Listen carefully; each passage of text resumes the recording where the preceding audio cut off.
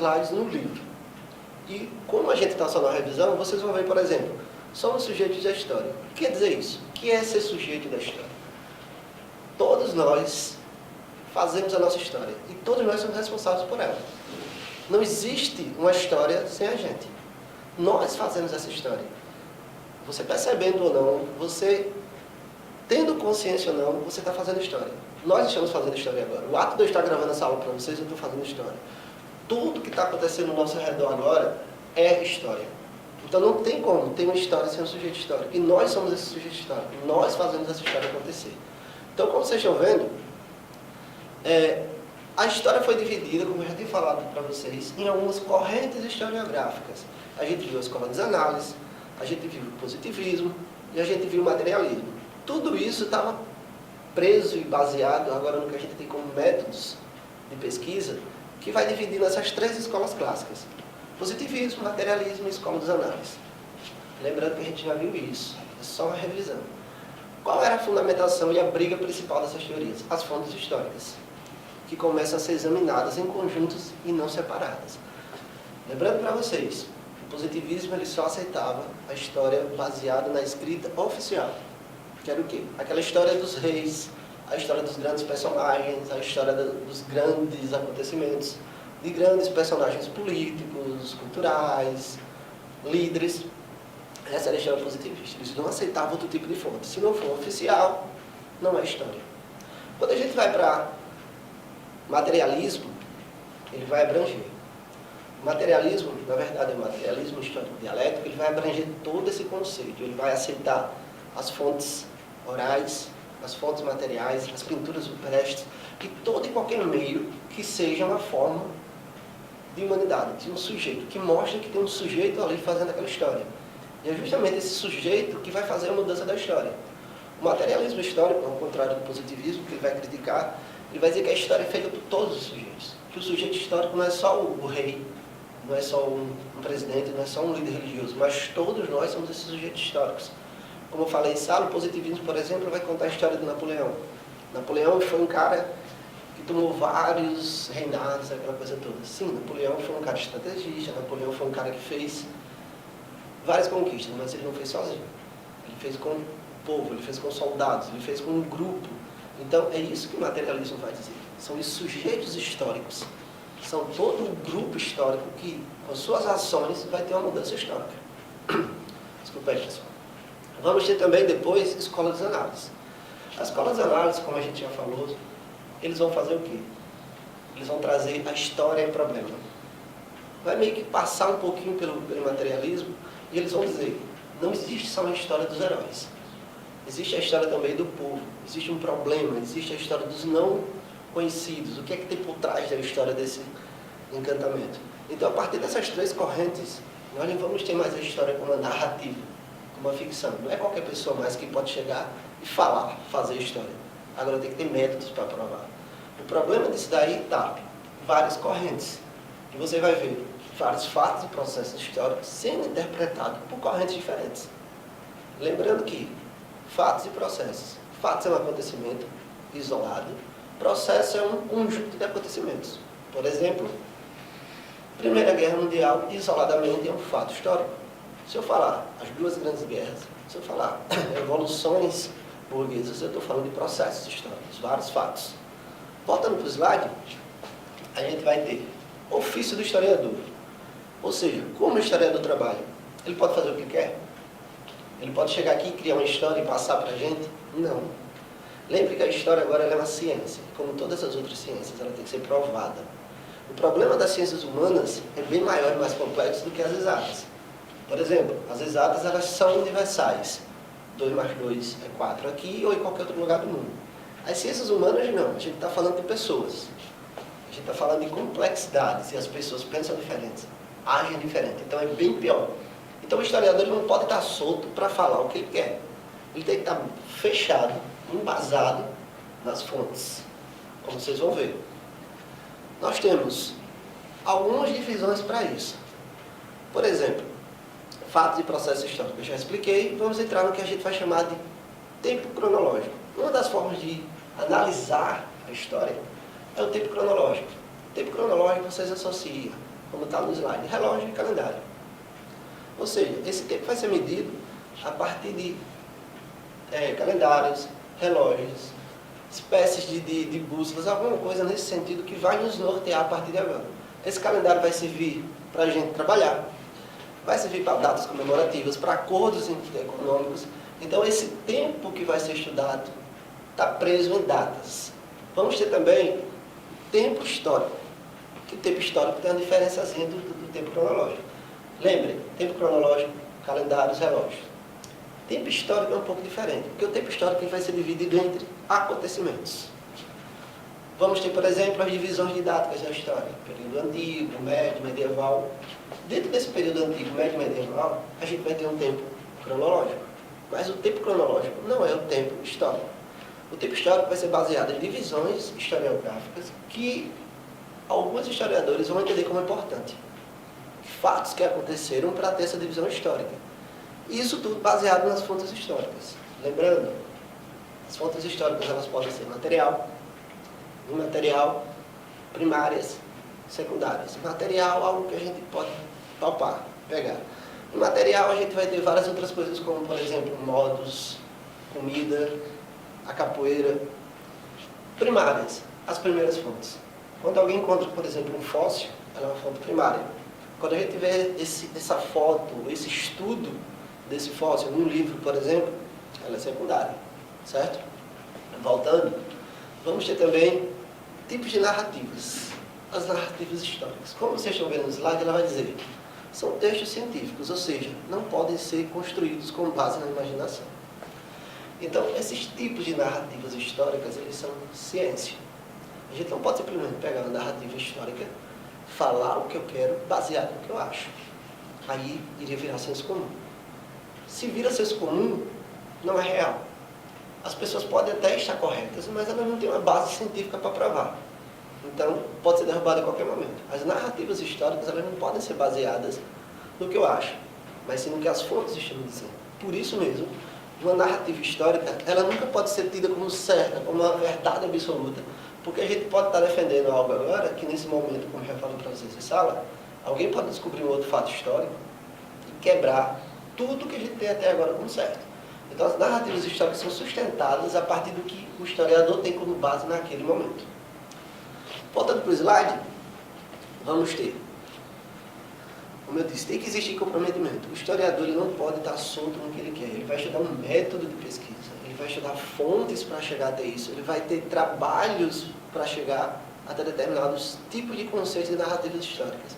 Esse historiador não pode fazer o que ele quer. Mesmo que ele entre numa pesquisa, tentando chegar a um objetivo, na maioria das vezes a pesquisa leva ele a outro. Então ele tem que respeitar essas fontes históricas. O historiador tem que respeitar os resultados encontrados. Quando isso acontece de forma divergente, ele está manipulando a história. Então ele está enganando, ele está literalmente distorcendo a história. Ele tem que respeitar o que ele encontra. Ele tem que respeitar o que ele traz. E aí sim é um fato científico. Do contrário, vira uma mera narrativa. Voltando, vamos ter também novas fontes históricas que podem gerar outras interpretações. Como eu falei para vocês, a gente não pode nas ciências humanas estar amarrado entre um conhecimento absoluto. Pode ser trocado a qualquer momento. Vamos ter os que a gente chama de fatos oficiais e vamos ter a história não oficial. Oficialmente, até agora, a gente tem determinados tipos de situações, determinados tipos de fatos históricos. Não quer dizer que extraoficial não tenha acontecido alguma coisa, mas o que a gente vai se basear para ter como prova, por conta das fontes, são os fatos oficiais. Métodos de análise da micro e macro história. Relembrando para vocês, como a gente está só na revisão, lembrem, nas narrativas históricas existe uma certa briga de quem ou não seria sujeito histórico. Lembre que eu deixei claro que sujeitos históricos somos todos nós. Nós fazemos a história acontecer. Só que alguns historiadores, algumas historiografias começaram a se incomodar com o fato de achar que toda a história era feita dentro de uma forma macro, ou seja, completa. Então trouxeram também a ideia de micro-história. A gente tem que tentar analisar a história também, tem que conhecer a história também individual. Lembrando, uma história, uma forma metodológica não anula a outra. A gente vai ter um método macro-histórico e a gente vai ter um método micro-histórico. Eles são dialéticos. Um depende do outro, mas não são a mesma coisa. Para a gente ter um conceito, para a gente entender a história como um todo, a gente tem que entender que existem micro-histórias. Existem projetos de histórias pequenas, sujeitos pequenos, que estão agregados e dialeticamente fazendo uma macro-história. E essa macro-história também interfere na história dos pequenos.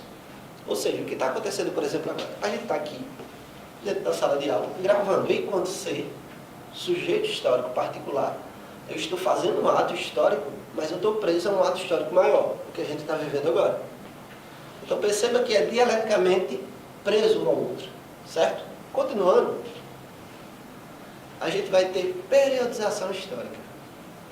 Como seriam essas periodizações históricas? Lembrem que a história, ela não acontece em fases, como geralmente algumas pessoas dizem.